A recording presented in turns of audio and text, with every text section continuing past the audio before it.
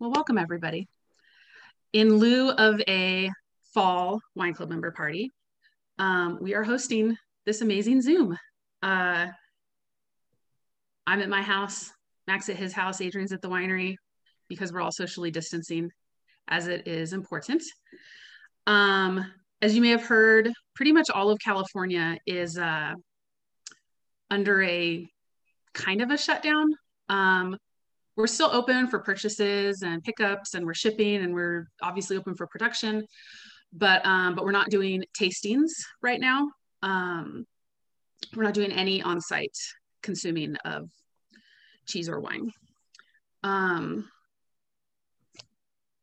So since we can't host anyone, we thought we'd come to you through the virtual plane and introduce some of these new wines. So with that being said, I will mute myself.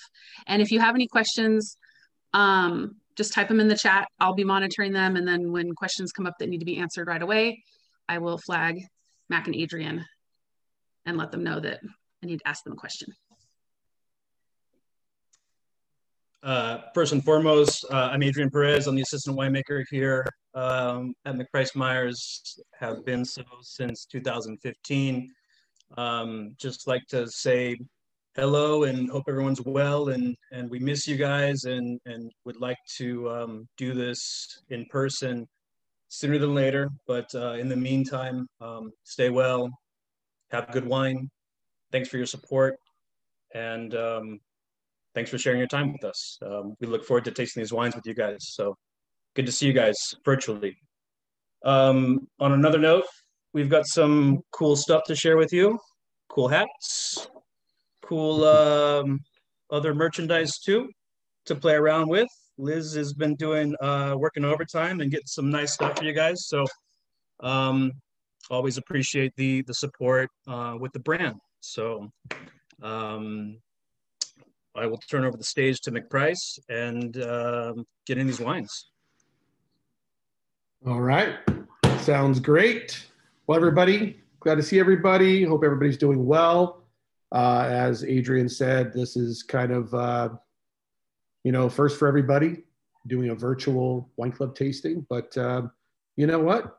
We're all at home for the most part, and why not go through some delicious wines and let Adrian and I geek out a bit. So please feel free to ask as many questions as you want, because we do well in that format. We can go down the rabbit hole pretty quick with questions. So, anyways, I'm glad to see everybody. And let's start with some Altas Viñas. So that's what we're going to start with, just in case you guys didn't know. So Altas Viñas is a wine I've been making since 2003. This is from a vineyard 3,200 feet in the Santa Barbara Highlands area of Santa Barbara County. And I know a lot of people say it's kind of east of Santa Ynez or east of Happy Canyon. It is actually closer to Kern County, which is Bakersfield area, than it is Santa Barbara proper.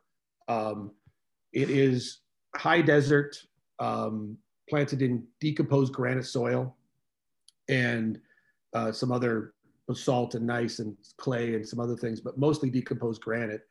And it has an incredible diurnal shift.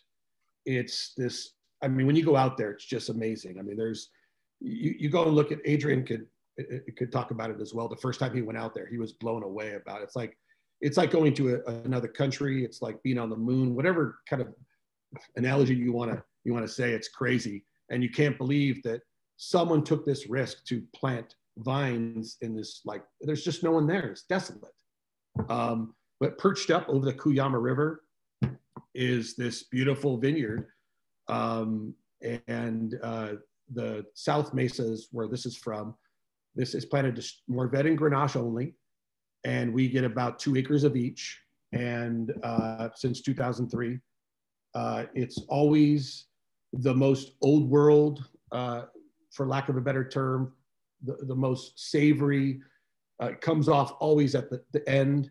It's like clockwork. The last pick of the year is always from Cuyama, from this vineyard. Until recently, we've fermented it pretty traditionally, but as of late, we've been fermenting it in concrete, which has expressed this whole new world with these varieties, this vineyard, and how we make it. So 18 would mark the second vintage that we fermented it 100% whole cluster in concrete, the entire lot together.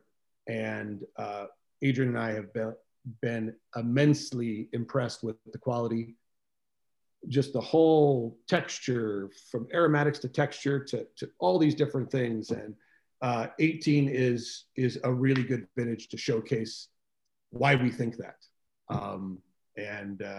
So let's dive in. Let's have some. What did Gary Vaynerchuk used to say? Sniffy sniff. Oh, sniffy sniff. Here's the wine we're drinking right now. Altas Viñas with the new label. So with the Altas Viñas, we've decided if we're going to showcase kind of this site in a different way, we wanted this to be Mourvèdre dominant. The Mourvèdre does extremely well. So it's going to vary from 50 to 75, 80% Mourvèdre. But for the most part, we want to showcase the complexity, the gaminess, the earthiness, the savoriness of the Mourvèdre up there, but also this incredible texture that it gets, because where it's located, it's very rarely do we not get it right. And Mourvèdre is one of those finicky grapes that if you don't get it perfect, it just doesn't ripen every year. And so this is like never, even in a cooler year, it ripens fully. So we're always very impressed with the Mourvèdre out there. So we want to lead with the Mourvèdre and really showcase what it can do. Yeah, for me, once we started the concrete fermentations with this wine, we started to see a shift, more focus on purity of fruit, the delicacy of the aromatics. We really have tried to ramp down the tannin profile, which this wine in the past has shown a little more structure than what we're trying to showcase now. And there's more nuance now, while not compromising texture and body and mouthfeel. Just trying to amplify all those really cool savory notes that Mac was describing previously. So the concrete fermentations have been a really big player in these wines moving forward, from 18. Well, he said 17 on. So I'm going to share a little funny little quip here. So Mac and I are really diligent about getting out and sampling fruit. Like that's our jam, right? Like he's trained me, like we got to be on the ball as we need to be during harvest time. And it's constant. You're sampling the same block many times in a week, and you don't want to miss a pick. So you got to be on top of things. So, and as he was saying, this fruit always comes off the last every year. And so we're all kind of feeling a little harvest fatigue by the end of it all. And so Mac has forged this relationship and cultivated this relationship with vineyard managers and farmers, and it's really nice to have those people in your back pocket to really kind of see you through to the finish line here, especially when you're coming through the end at harvest. So we rely so heavily on Lino and our vineyard team out there to kind of be our eyes and ears of what's going on out there. Because in 2018 we didn't set foot in that vineyard, so there was a back and forth between Mac and Lino, and it was Lino telling Mac, everyone else is all picked out here, and he's like, okay, well, what's the weather look like? How's the canopy look? What are we dealing with out there? And we're forecasting, and everything's looking okay, and it's like, okay, well, let's let it hang until we got to pick it. And it was the penultimate moment before we got rains and frost, and that's when we pulled it off. So the name of the fermentation that year was Last Man Standing, and that's kind of been the theme for the Mourvèdre from that and the Grenache from that site moving forward. And just our hats off to those people that there are moles out there doing the real work, Yeah. Can you No, I guys give mean, us you know, some, can you give us, everyone's sniffing and waiting. Can you give us a couple notes and then give us more nerd notes? yeah, I mean, this has got all that smoked meat. You've got the grilled herbs. You got there's this vineyard is surrounded by wild juniper trees all around. So you always get a bit of a, I don't want to say a juniper, but you get a bit of a resiny pine thing in a good way. It's not like rosemary, but you get that. You know, for me, it's aromatics are incredible, but the texture, as Adrian was saying with the concrete, just so you guys know, we just pressed off this same exact lot from 2020 yesterday. So it was in concrete vessel for 5 weeks from when we picked it. So we are all about texture and letting the wine speak to us. And we waited and waited and waited. And right before I left today, Adrian pulled a quick sample of the Grenache from the same vineyard. And I'm glad we did. But to go back to the wine, what we're building on here is aromatic complexity. It's super pure. Everything is very crystalline. I mean, you get those elements. They're not a braised dish yet. They're just bing, bing, bing. You can name them. And everybody's going to smell a little something different from what Adrian and I do. But what this wine does after that, after you get into the aromatics, is the texture is, I mean, it's just, it unfolds. It has silkiness, but there's some tension. There's enough tannin to keep it honest. There's all these different elements that concrete vessel, and this is not something new. They've been doing it for hundreds of years in Europe, but the concrete vessel provides a slow attitude, and you get this really, really pure product that that has incredible texture. And that's what I'm smelling in this. It's like you're getting all the elements are there. I mean, you can just kind of name them, go down the line. They're not really homogenized yet, which is great because the wine is young. You want it to be that way. But once you dive in,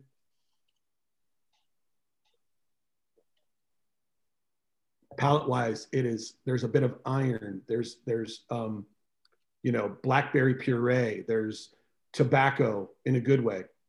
There's all these different elements that pop, but they're so pure to me. There's a purity of fruit there that I'm blown away, and I really, really enjoy how this wine turned out. I'm been pleased with it. We have a question. Sure. From Emily. Hi, Emily. Emily says, I am curious about the blending process for this wine. Do you have a flavor or a structure profile that you are shooting for? Is the blend driven at all by the yield? With a few different varietals in the blend, what drives the proportions year to year? Well, first off, when we start assessing barrels, there is really no profile. There's really nothing that we're searching for. We let the vintage speak to us. So what we're trying to express is this variety or this blend from this vintage from these sites. So we start there. And then, as we start to kind of understand the wine, understand how it's speaking to us, then we try to build on that so that you guys get to see the final or taste the final kind of rendition of all these different elements that we've tasted throughout the harvest, off the vine, and into the barrel, and then through that 18 months or 20 months maturation. We've kind of pieced this together, and we're just trying to build on what the vintage gave us. In this particular vineyard or this particular wine, we are looking, if we are looking for a profile, a little more savory. We want it to be more vet. More vet is probably leans towards more savory than fruity. And I'm saying that in relative to California because we have a lot of sun and our wines are always going to be pretty luscious in fruit. But this leans more savory. So I think we kind of want to lean more towards that direction with this wine. We want you to kind of get a more earthy, meaty, gamey style wine. while still embracing all the sunshine that we get in California. We mean, you know, everything's going to have a kiss of sunshine to it. So there's going to be a bit of fruit there, a bit of, you know, sweet tannins, all those things. But I would say overall, you know, we're trying to build a wine that showcases the vineyard, maybe a bit of savoriness, texture, and then of course shows off California as a growing region. And then our style, you know, yeah. Can you talk about the whole cluster inclusion in this bottle? Sure. So over the years, since I've been buying the same acreage, the same everything from this vineyard since 2003, I've done a lot of different renditions, fermentations, this and that. But I've settled on about 2013, 14. I've kind of settled on that 100% whole cluster is the way to go with this vineyard. We have this extremely long growing season. It's high elevation, so you get the stems really lignify, which means that they're not green on the end. So you get all that. Plus, whole cluster in concrete is another thing. It does really, really well. So what it does is it provides us with all these different elements. Whole cluster, you get the savoriness from the stem. You get the aromatic complexity from that. Plus, when you whole cluster ferment, you get a bit of carbonic maceration, which just basically means that some of the juice, not very much, but about 5 to 10%, I would say, on average, ferments in the berry. So when you press that off, that is very, very pristine, very fruit-driven, very texture-filled, and it really adds another component. So with all those things, whole cluster fermentation and the concrete, all those things kind of hit and get together, and it's really magical, in my opinion. Anything you want to add, Adrian, about whole cluster fermentation? Yeah, I mean, we've definitely done numerous incarnations of whole cluster fermentation in bin, in concrete. We haven't really played around with it in stainless, but it's a totally different animal to do it in concrete than it is to do in bin, because we have much cooler temperatures. So our extraction points are at a much different point. As Mac has always said, you're extracting later in fermentation and you're using alcohol as the extractant and not heat. I mean, by comparison, we top out around 85, 86 degrees in open top fermenters. We top out around 86 degrees, 84 to 86 degrees in stainless, but that's only because they're temperature controlled with glycol jackets. So with those higher temperatures, you can extract more astringency from the stems too. So we're becoming more and more comfortable, particularly with this lot and the Alta Mesa vineyard. It's like whenever the fruit comes in and it's pristine and Lino's doing his job and we see it, we're like, that's 100% whole cluster, no questions. We're not talking about it. We're just going to foot stomp it, pigeage it, throw it in a tank. 35 days later, ideally, press it off. It's very old school. What we're doing. It kind of brings us back to this. The days when destimmers weren't available to people. So that's all they did. They fermented everything with the stems. So it's always fun to do that. I mean, and plus, I mean, there's so much complexity in the wine. There's the stems are the secret ingredient, I would say, for this particular vineyard and those varieties. The concrete was just the vessel that really got it to that next level, which we're super pleased with. And the wine is only getting better year after year with the concrete vessels. So we're pretty stoked. But the 18 is amazing, and we're very pleased with how it's showing right now and how it's tasting. And we were kind of chatting today. Can you give a little bit of info about our concrete vessels? Sure.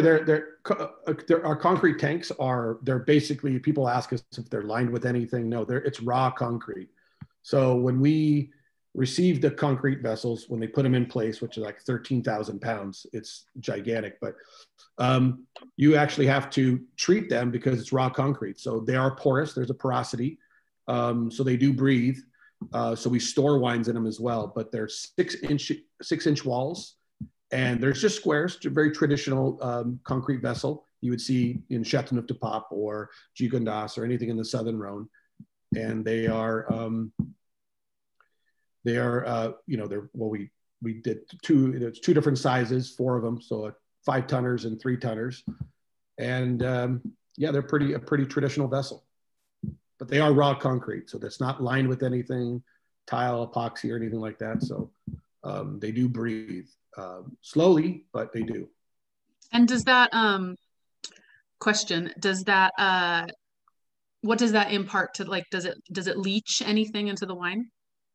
No, we treat it. I'm glad someone brought that up. That was definitely a very nervous moment for us, because you do need to treat them and leach out with a tartaric acid solution. So being concrete is a much higher pH than anything that's going in there. When putting high acid juice into there, it has a potential for ruining the juice. So you have to create this little barrier that has been treated. So you leach out any lye, you leach out any of that you know, higher pH concrete, so you don't damage the juice in there. So we had to get in there with like a sprayer, create what was it, Mac, a 30% tartaric acid solution. Yeah, you just put it into like a little you know, something you'd, like a weed sprayer or chemical sprayer for gardening, and you'd have to spray the walls, and you have to do 2 or 3 treatments to get it all out of there. But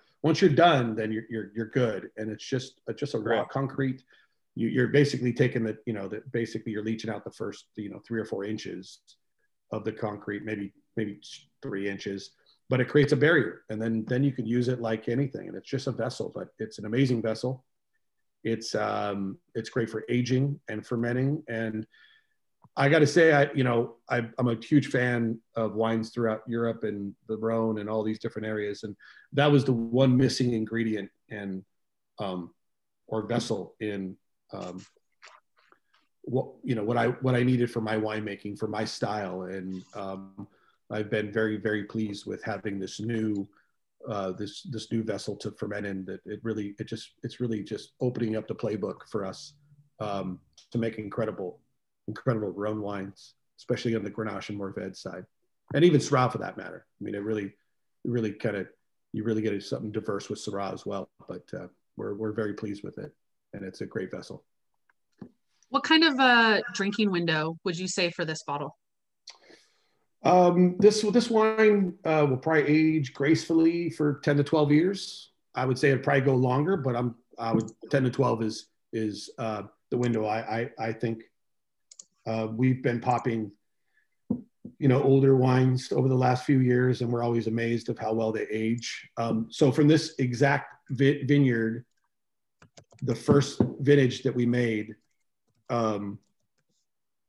which was mostly Grenache, because I didn't get as much Mourvedre. We had a little bit of a frost that year. But when did we pop that, Adrian? We popped that with some of our counterparts from Europe. They were here, barrel salesmen and winemakers, and it was probably a year ago, maybe 2 years ago, and Right. It was a 2003, and it was fresh, vibrant. The color was still on point. So needless to say, I was super impressed and super excited that this vineyard ages gracefully. So I would say 10 to 12 years to be safe, but you know, I know most people don't age their wine that long, but I would say 10 to 12 years would be an easy pick for me.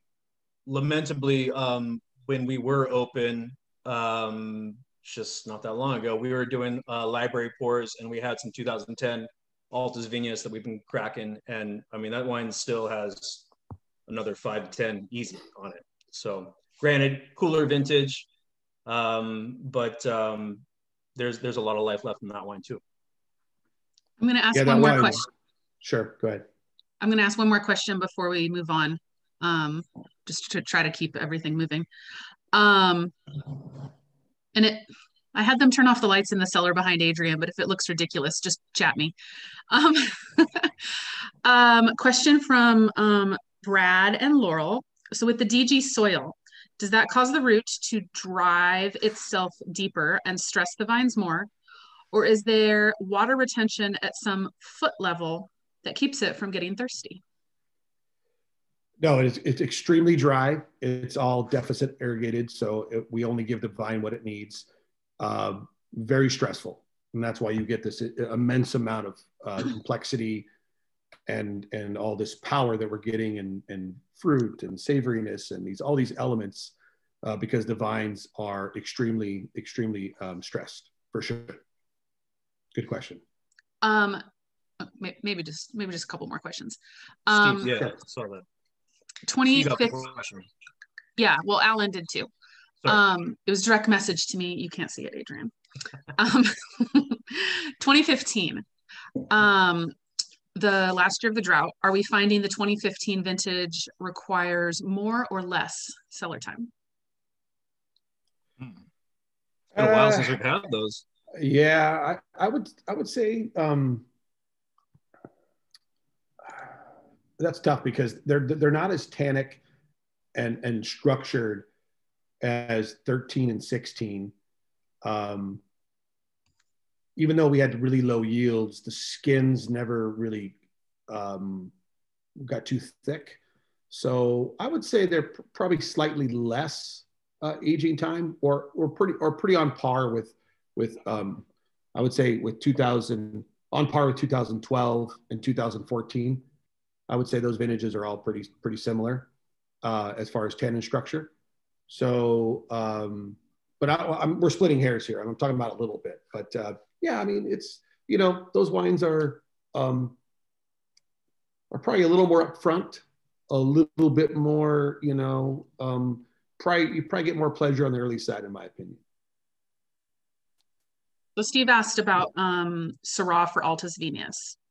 And Steve, there is Syrah in this bottle. He said, was there a time when you were also getting Syrah for the Altas?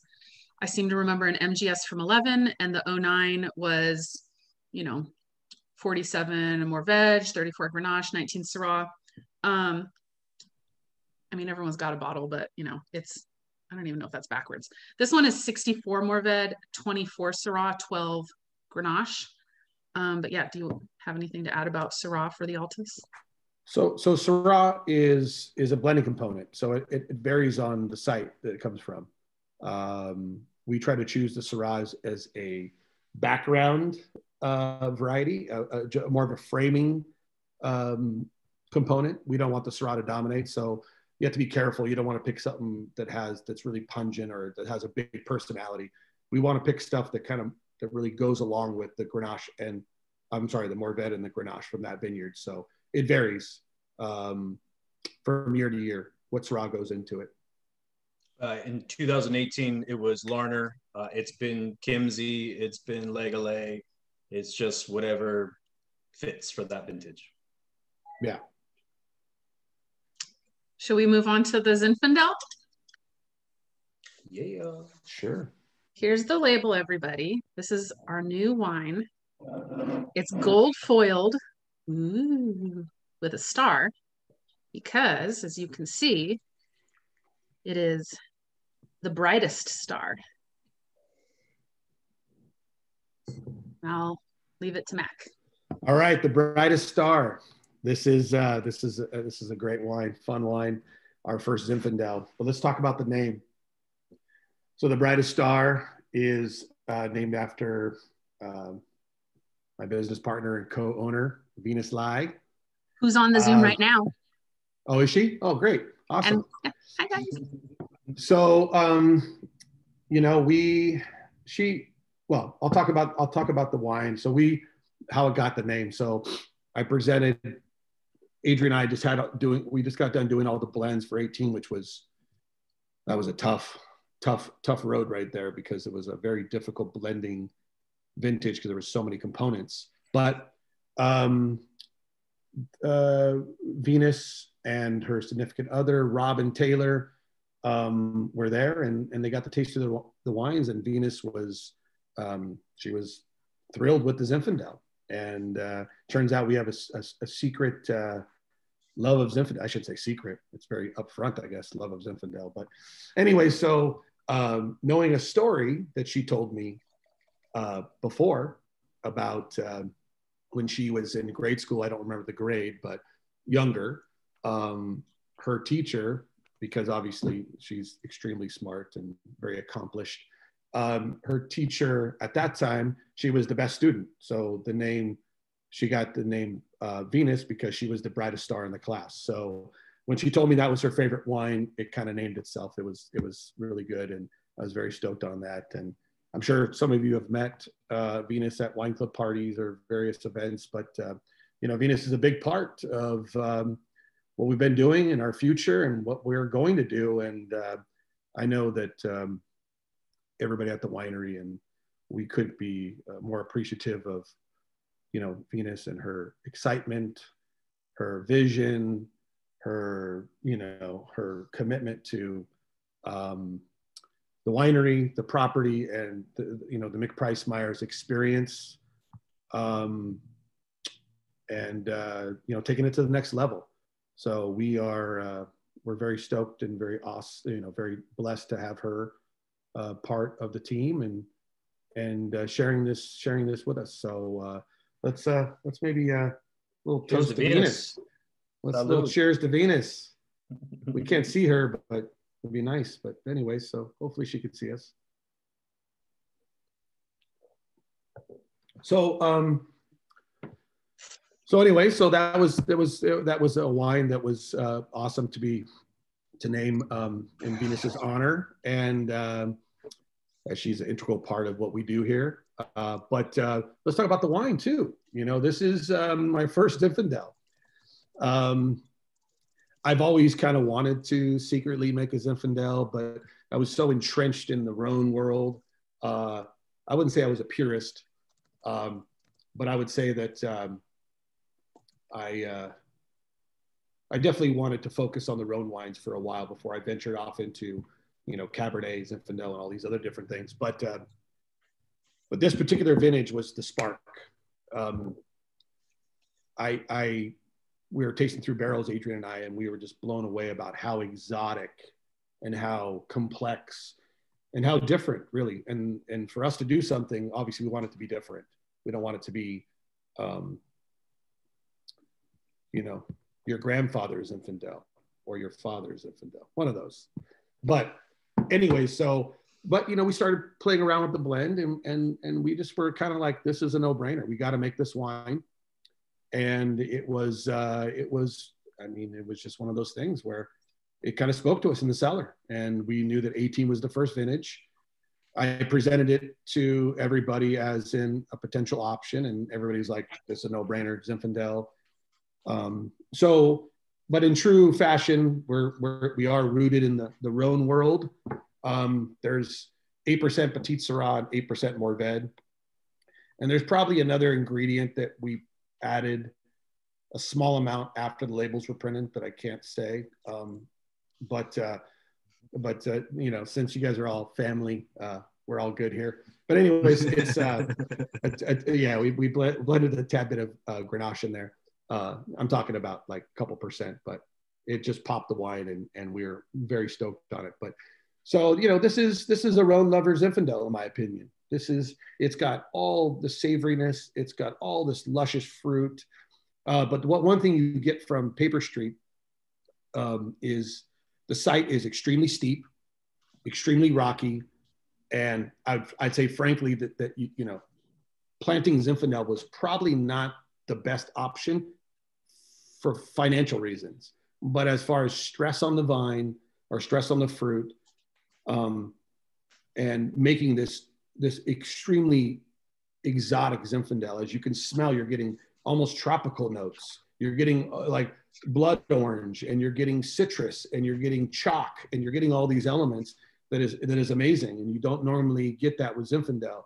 So while the site probably wasn't the best financially long-term, but it makes extremely exotic, singular Zinfandel, and that's why we chose it to be our first go at it. And I'm extremely pleased, and I'm very very happy with the brightest star. It is the brightest star.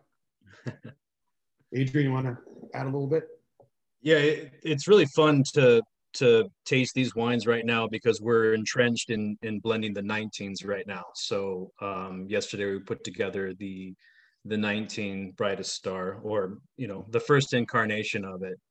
And what an incredible spot. Paper Street is just such a rugged area, and there's such just site-specific, unique wines. And it's funny though, so we did the same thing. We try to play around with varying degrees of Petite Syrah, Mourvedre, and some more Grenache, little secret ingredient in the 19 as well. And Mac had a funny little quip. He's just like, it's crazy that these other varietals make this wine seem more Zinfandel-y than Zinfandel by itself, because that spot is just so unique and just antithetical to what we all think Zinfandel is, with its exoticness, with its tropical fruit notes, blood orange notes. So the addition of those other Rhone varietals, and out of Rhone varietals too, Petite Syrah, just kind of dial it back enough to make it kind of fit in that Zinfandel realm. And so assembling the 19 blend right now, and tasting the 18 together, there's a similar path there that I think is, we're on a nice trajectory with the 19s, and I'm blown away that 18 is just such a cool Zin. Well, the thing about it is, as I said today, we were talking about it, was that it makes it more Zinfandel, but it's kind of like this vineyard is so unique and so expressive that it's like when you have a great dish and you put a little bit of salt on it, it pops that dish. Those other varieties, while when you have them by themselves, are intense and powerful, but because the Zin is so exotic and so unique, that they're more of a salt roll. They just pop the dish. They just lift the wine.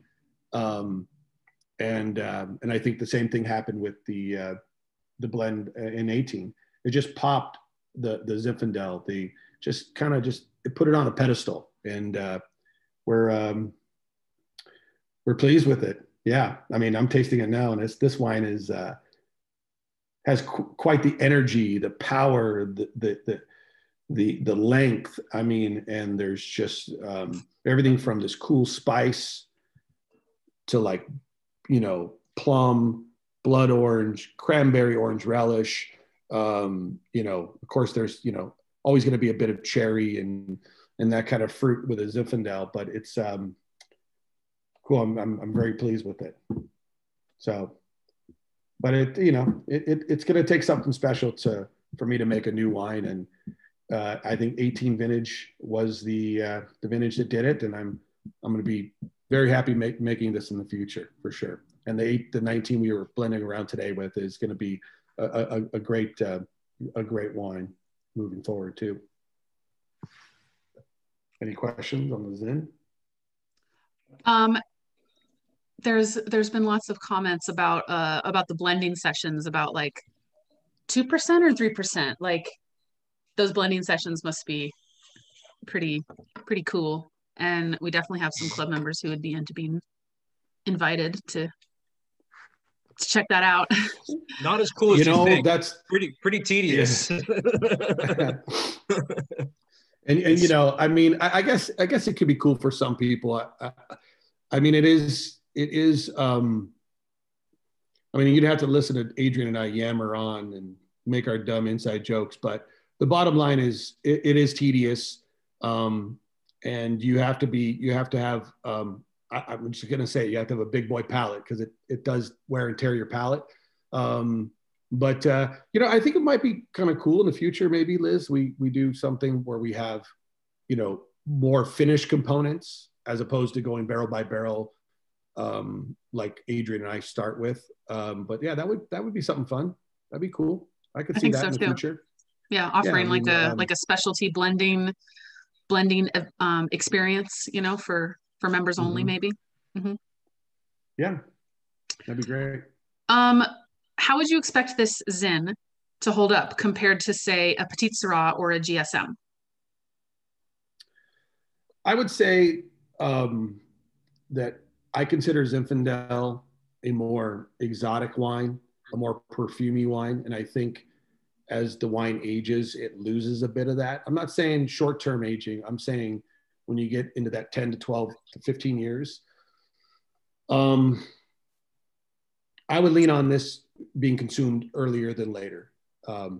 I think if you want to capture that really, really exotic, really energetic fruit, I think I would lean on the earlier side. It doesn't mean that it's not going to age. It doesn't mean that it's not, if you pop it 5, 6 years, 8 years from now, it's not going to be pouring great.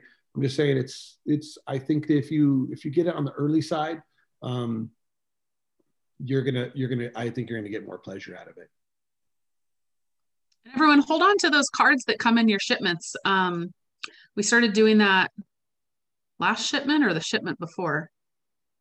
It's been maybe a year. We might be in the 3rd time now, but I send little postcards with your club shipment. This time you got that awesome sticker that, I was really proud of myself for. But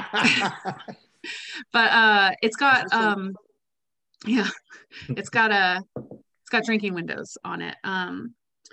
But I do try to put the drinking windows on the website too, but you can always, if you ever have a question about drinking windows, you find something that you didn't realize you had and you're wondering if it's ready to drink, just shoot me an email and I will ask the pros. Jonathan K asks, how do you prep your palate for something crazy like these blending trials? How do you get that big boy palate, or as I call it, big girl palate? Oh, sorry, Liz. I apologize. Big person palate. There we go. Yeah, my apologies. No, I think what we do in the morning is Adrian and I try to taste maybe a couple whites or a couple rosés or something out of barrel, something to kind of calibrate our palate. And it takes maybe 10 or 15 tastes before you can calibrate. And then you're kind of good for a good portion of the day. When I say a good portion of the day, we're tasting a lot of different rendition, a lot of different barrels. So I think you really just, you got to be doing it over time. Because when I first started making wine, I was not equipped with that palate. And it took me over the years to calibrate and be prepared to taste all these wines.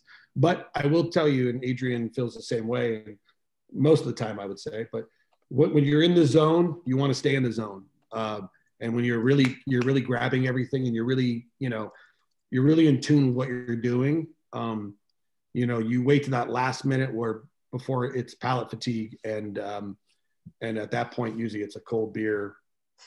Cold sparkling water. Yeah. But but at that point we know we're not fully kind of in tune with the wines anymore, and our palate's fatigued. But I would say we have to calibrate before, and that's something that not everybody can do. You don't have a cellar full of wine or barrels of wine or tanks full of wine to kind of taste through, to kind of get your palate going and calibrated. But that's how we do it. And then once we're in the zone, we go and we start putting blends together, and it's interesting. It's really you got to really kind of have an open mind when you blend, because you always have that idea. You don't want to miss out on some component that could really just take that wine, take that blend to the next level. So we're always constantly, when we're tasting, we're always thinking about other things in the cellar that can really go into it, and really kind of add to the pleasure of that wine. But yes, it does take a long time.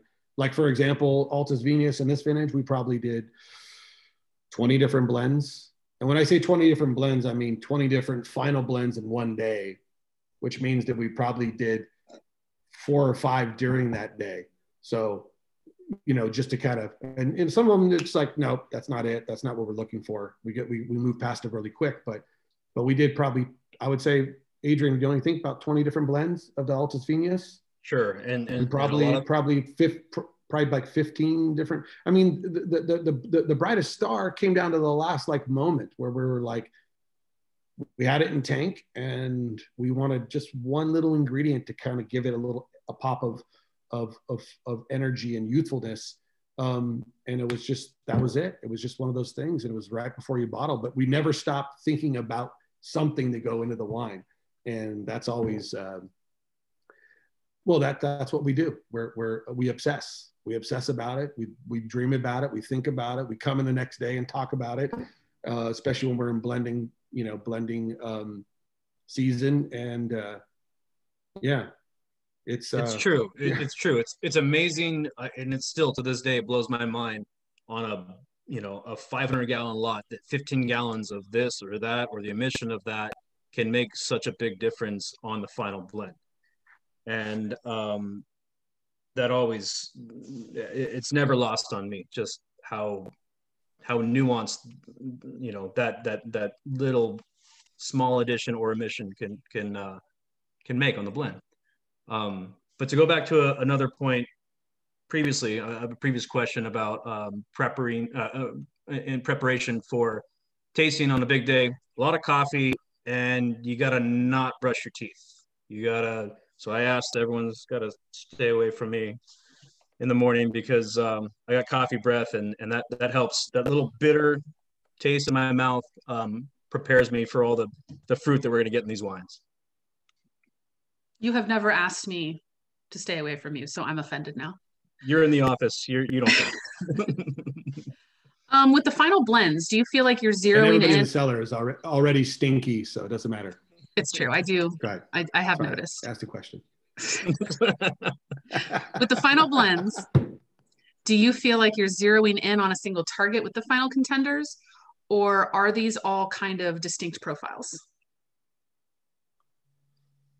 It's more of a final contender. I mean, at the point when we're kind of getting to that final blend, we've already narrowed it down to, let's say, 95% of this base of something that we're really pleased with.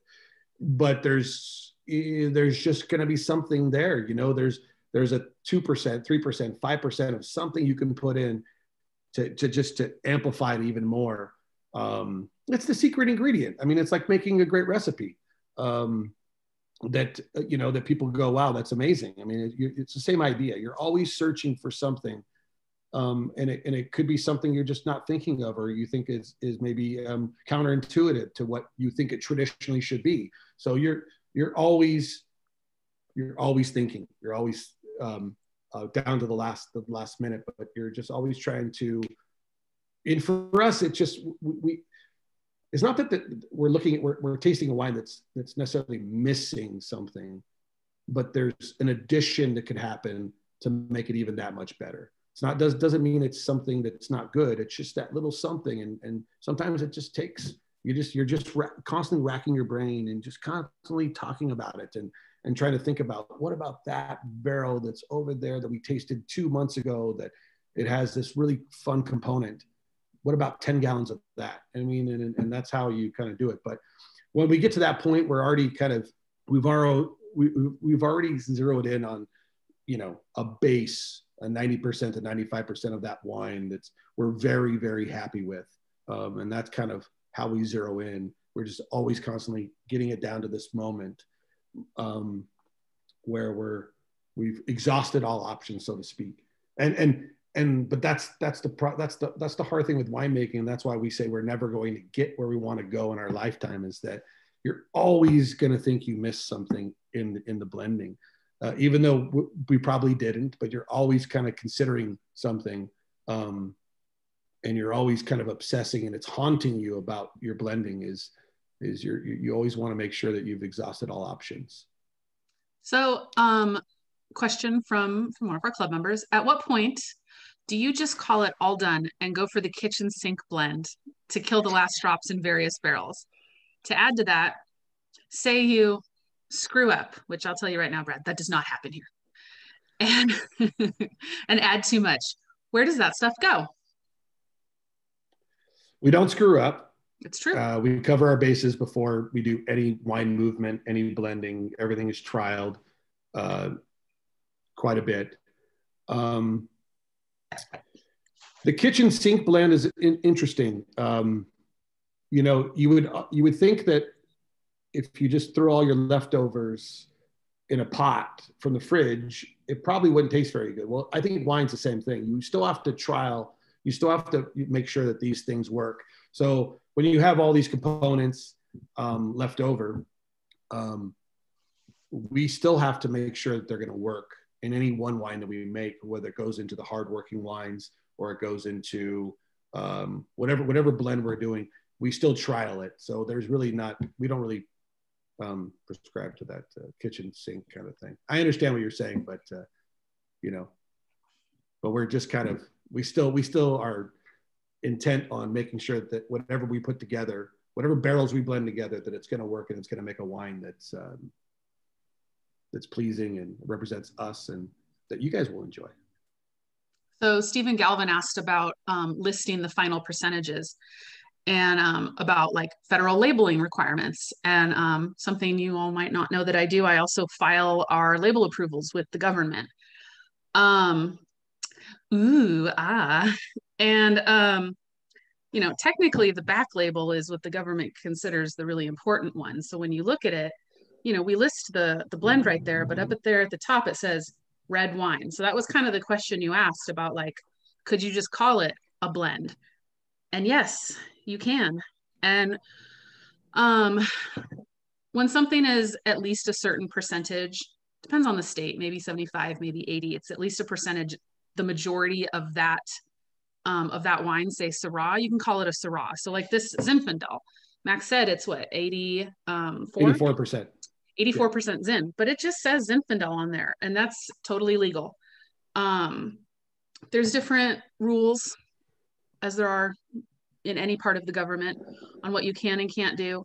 And so when you see stuff like on next week, when we talk about the Paper Street red wine, it's a red wine because it's not the majority per our state, any one variety. It's a blend. And so we call it a red wine or a red blend. I don't know if you guys have anything to add to that. That's kind of a... Yeah, so the way it works is any political appellation, meaning a county or Central Coast or Santa Barbara County or San Luis County or Monterey County. So this is Santa Barbara County. It has to be 75% from that county. And if you want to call it a variety, it has to be 75% of that of a variety. If it's an AVA, meaning Paso Robles, Napa Valley, Sonoma Coast, any of those things, which are AVAs, it has to be 75% of a variety, but it has to be 85% from that AVA. And then if you do a single vineyard, it has to be 95% from that vineyard to be able to call it a single vineyard. And that's the way, that's kind of a general 3-tier way that the government sees it. And then if you want to put something from another vintage into it, if you're a political appellation, you could put 15% of the juice can come from a different vintage. That's the only other thing that's, that they've changed over the years. I think Gallo is the one that got that passed through, where they could put 15% from another vintage into it, but then still call it a vintage wine. But that's the way it works. So there you go, Stephen.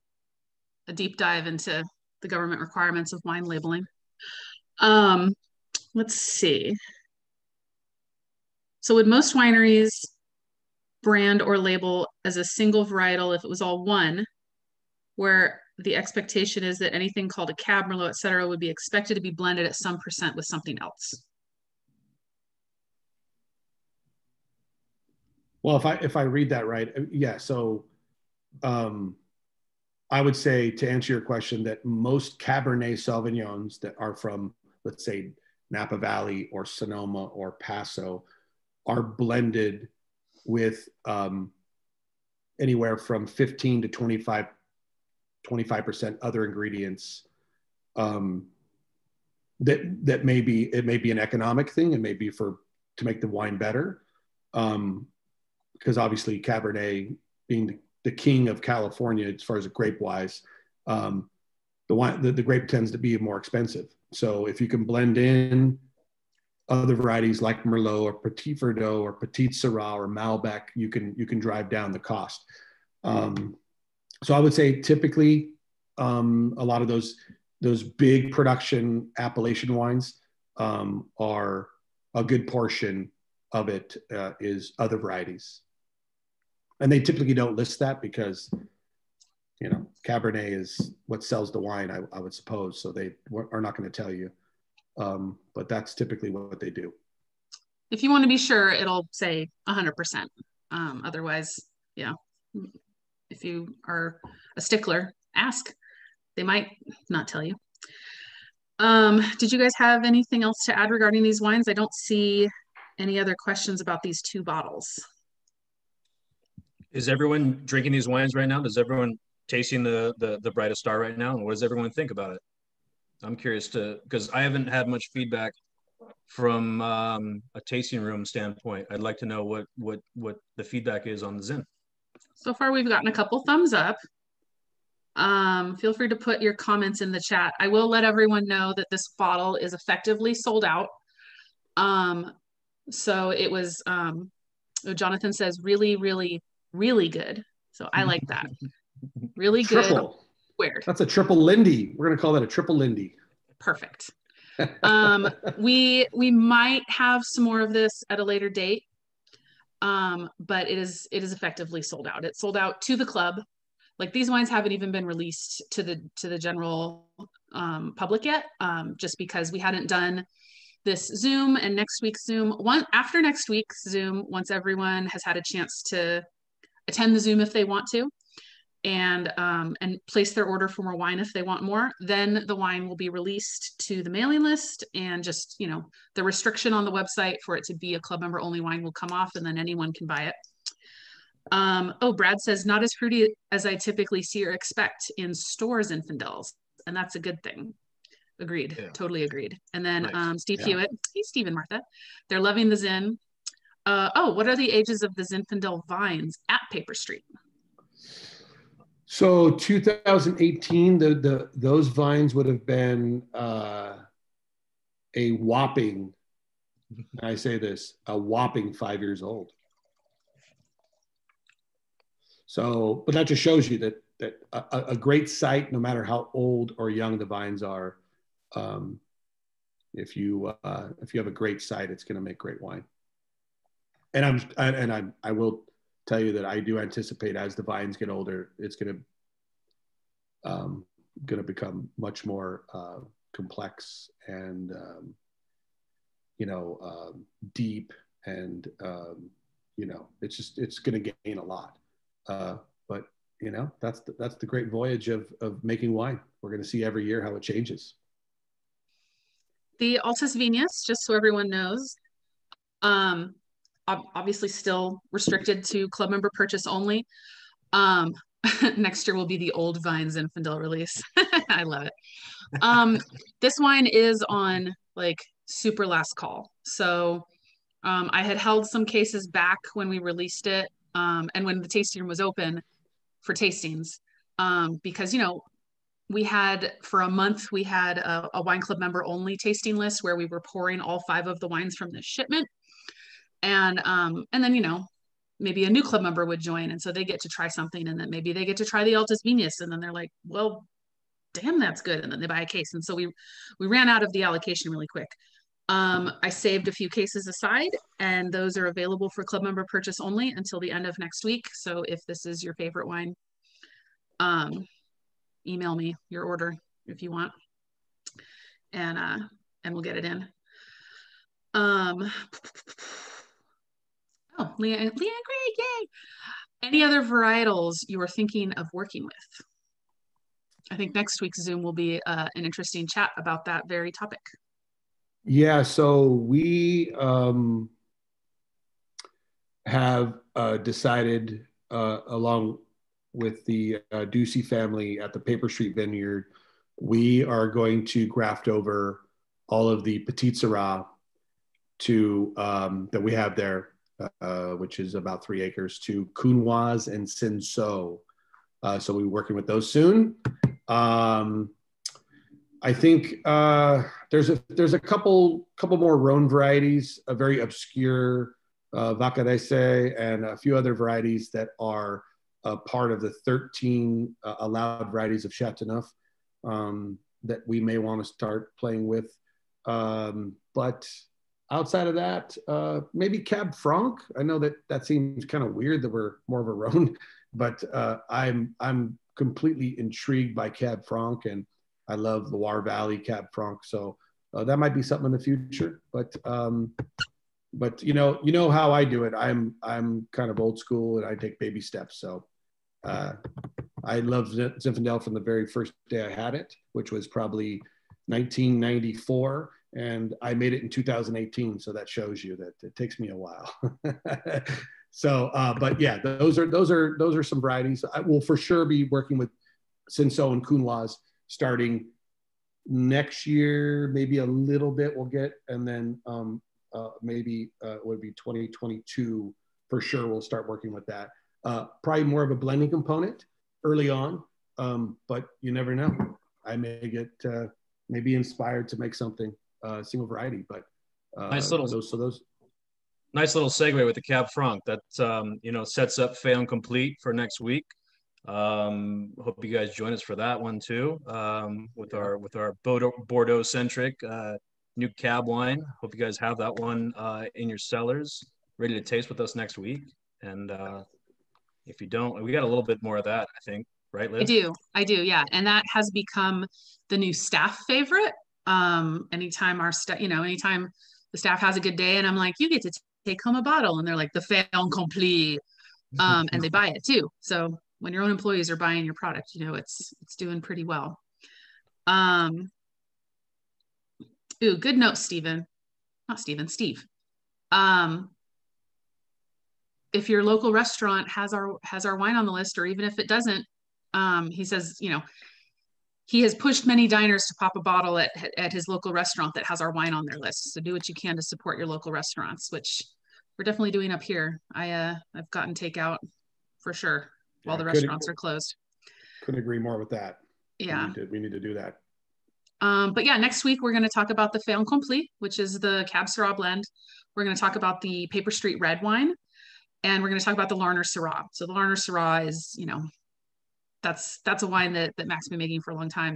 That's a club member favorite. The Paper Street red, this is the third vintage of it, and it's one of my personal favorites. And then the Fait and Complete is the other newbie. So maybe pop them a little earlier in the day if you're going to join us. That'll be next Friday at 5 o'clock Pacific Standard Time. We tried to change it up, so if somebody couldn't make it on a Wednesday, maybe next Friday is good. And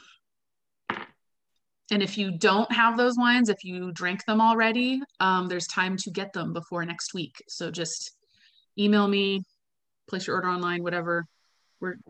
We've got a pretty good, even though we're closed for tastings, we still have all of our we didn't cut our employees. No one's off. So everyone is packing boxes and putting tape on them. And I mean, everything's really clean at the winery. So we're keeping busy. And the other thing to check out is, I know that there's a million emails in everyone's inboxes, but we're doing a holiday gift set. So you get a bottle of Beautiful Earth Red, a bottle of Beautiful Earth White, a pint of olive oil from our friends at Boca Bella, that they also take care of and harvest our olive trees on the property. And then that olive oil goes into their blends. And one of our wine keys. I just got a bunch of engraved wine keys that are nice. I think Adrian's he's just pouring himself more wine. That's cool. There we go. It's engraved. It's nice. It's a nice wine key. When I got him in, Adrian was like, ooh. So it's a nice gift pack. You get 30% off as a club member. So it's $98 out the door because it's free shipping. Well, not out the door. There might be tax. But that's a cool gift. I've been sending out a lot of those as gifts for people. Our merchandise is on the website, which I'm pretty excited about. Adrian is wearing the new hat. I am wearing the ladies' Dickies embroidered top. It's like cut in right here, so it's you can look cute like me. Is that slimming? I need the slimming one. Is it the slimming lady? So the men's shirts have fabric for breathability, so that you don't end up with like sweatiness. But anyway, the shirts will be on the website soon. The hats and all of the other stuff is on the website. There's picnic blankets. because everyone was cold on the tasting patio and then they closed Really us. nice. So, but anyway, there's merchandise on the website if you feel like you want some like branded swag. You still get your club member discount. We're going to be keeping busy this month while we are closed, and so keep an eye on your email or on the social media. I do that too. And I haven't sent an email for it in a while, but you still can get the Beautiful Earth Case Special. Just, it's available if you need some Beautiful Earth red or white wine. Get it. I think that's it. Yeah. I'll send a reminder email next week about the Zoom.